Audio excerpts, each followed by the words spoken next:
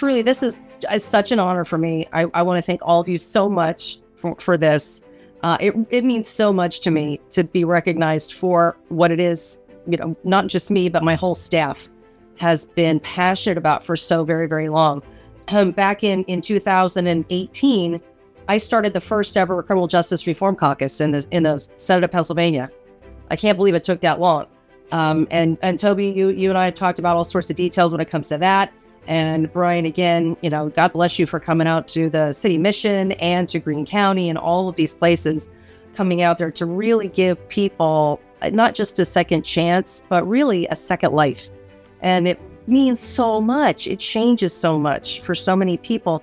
And some just don't even know it exists. Some people just don't even know where to start. They think that they've got this albatross around their neck and it's going to be that way forever.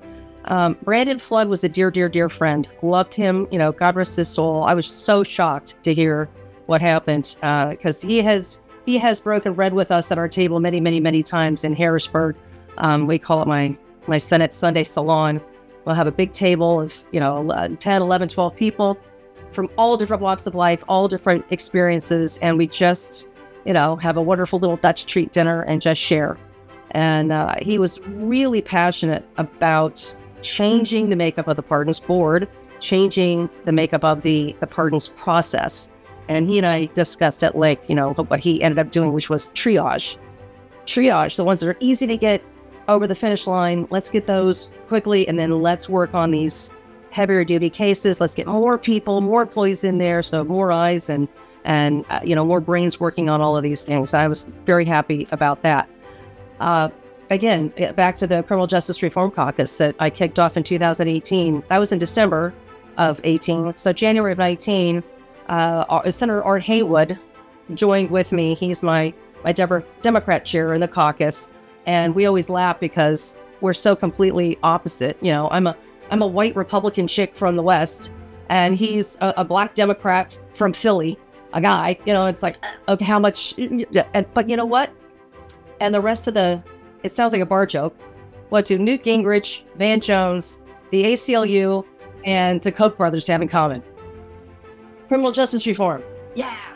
So we were just getting inundated with phone calls and support and, oh my gosh, this is great. Let me help you. And it was just, a very, very fast paced with trying to unwind the crazy ball of barbed wire that had been started and secured in the 90s with lock 'em up, throw away the key and, tough on crime. And we were giving literally life sentences to everyone who committed any crime in Pennsylvania. And it doesn't help families. It doesn't help neighborhoods. It doesn't help getting these people back on the right track, recidivism, nothing. And my passion was to make sure that the Department of Corrections lived up to its name. It's not the Department of Warehousing.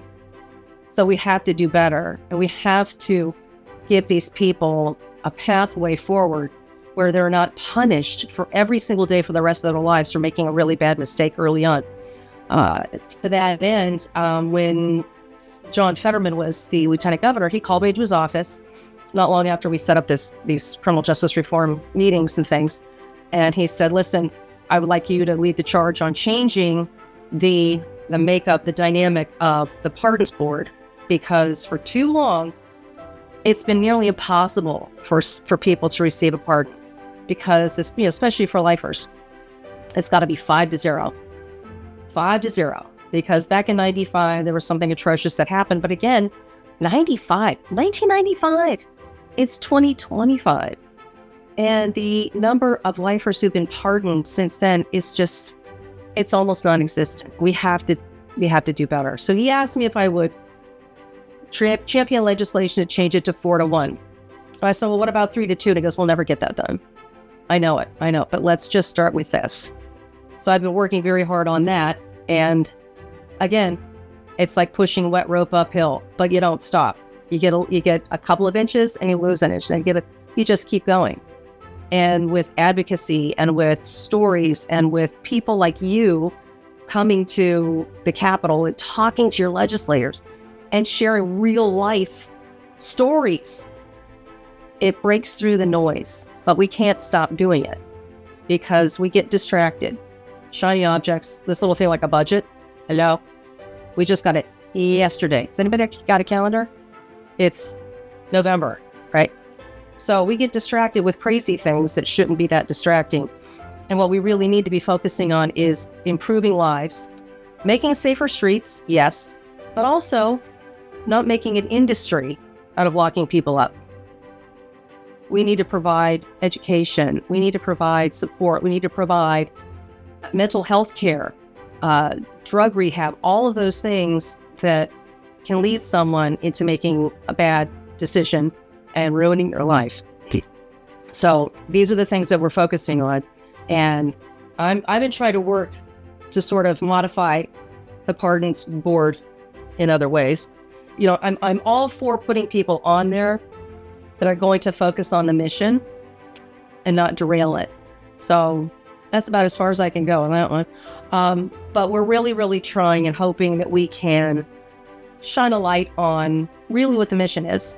And if we're really fulfilling that mission, or are we just throwing more and more and more roadblocks in the way?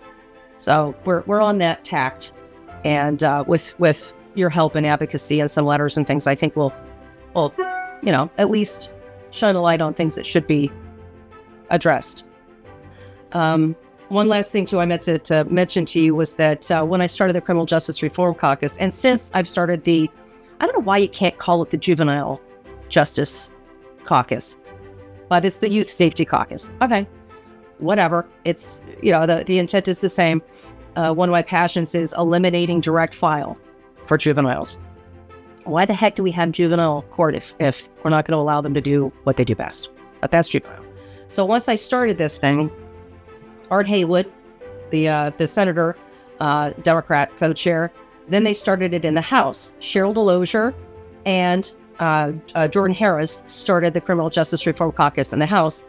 And almost immediately, literally in 2019, the four of us were presented an award that's a combination of the Pennsylvania Chamber of Commerce and the Allegheny College.